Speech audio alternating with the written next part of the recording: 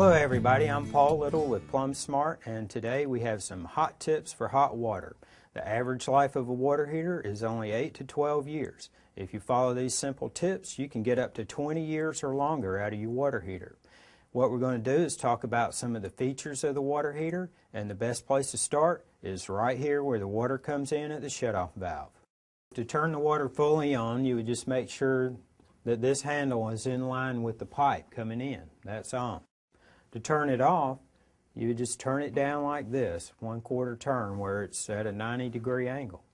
If your shutoff valve has a round handle, you just turn it righty-tighty to turn it off and lefty-loosey to turn it back on again.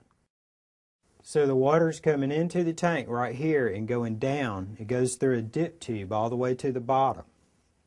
Here's a dip tube. This is inside your tank. It's shooting the cold water down to the bottom of the tank where it's heated, comes back up here. The hot water comes out of the top right here. So how do you know how hot your water is, or how do you adjust the temperature? Well, it's all right down here at the control valve. The top of the thermostatic control valve is where you turn the gas on and off to the water heater right here. Right now it's in the off position. To light it, we would turn the knob this way to pilot. Once we've got the pilot light lit, we turn it all the way this way to the on position. And then when you've got it lit, you can adjust the temperature with this knob right here. It's in the pilot lighting position. You turn it this way to low. You'll hear it click. That'll turn the burner on. And then you just set it right here to whatever temperature you want. Usually between this arrow right here and the A setting is about the 120-degree range, which is ideal. Now what does this look like on the inside? So here's the thermostat control valve right here. This part's actually the part that's inside the water inside the tank. This part right here is the thermostat that senses the temperature of the water. Okay, let's light this water heater. I'm going to pull this cover off so you can see what's going on here. We're in the off position. Turn it to pilot. I'm going to depress this knob. While we're holding that knob down, we hit this red button over here. It should take 2 or 3 clicks and the pilot light will light. It's inside the tank here.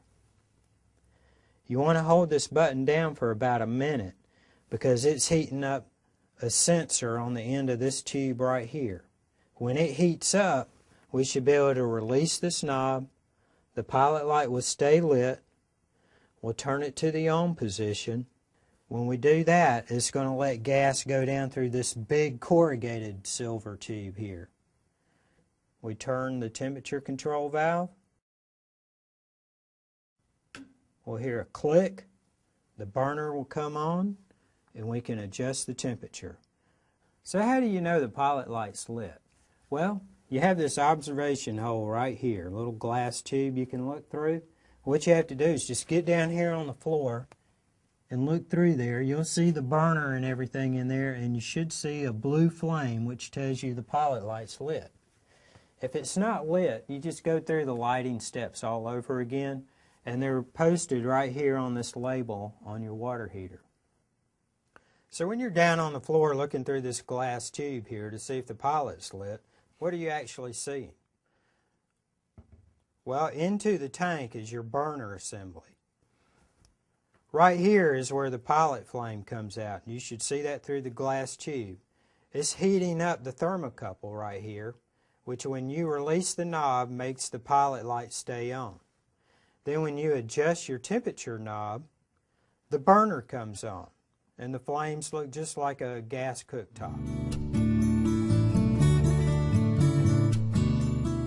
Where do all those vapors and fumes go after the burner's lit? Well, they go up through a vent. Your water heater tank's shaped like a tall donut with the vent right in the middle.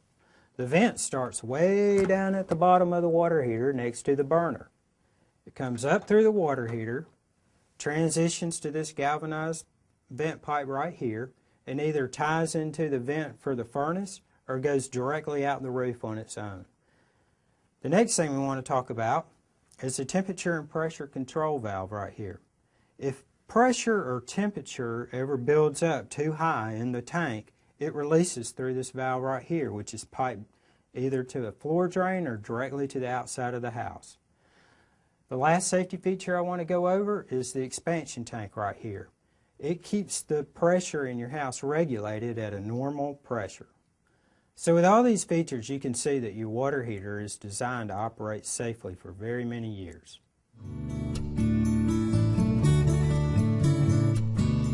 Your water heater tank is made out of steel. On the inside, it has a sprayed-on protection that prevents corrosion. However, there's weak spots, such as where the hot and cold water lines attach, the thermostat valve attaches, and there's something else in your water heater that keeps these spots protected from corrosion. It inserts into the tank, and it's called an anode rod. The anode rod's made out of a weaker, dissimilar metal than the tank. It's softer. You can actually bend it. What it does is it acts like a magnet, drawing the corrosion in the water to itself and protecting the tank. Many people call it a sacrificial anode rod because it sacrifices itself and protects your tank. Here's an old anode rod. It's gone. The only thing left is the wire that was holding the soft metal around it. We replaced this water heater a couple weeks ago. It was 13 years old. As you can see, all the metal has been sacrificed. Then the water started attacking the tank and it started to leak. The good news is your anode rod can be replaced. I would recommend doing this every 4 or 5 years. That way your water heater can last another 5 or 6 years. Remember at the beginning of the video when I said your water heater can last up to 20 years or longer?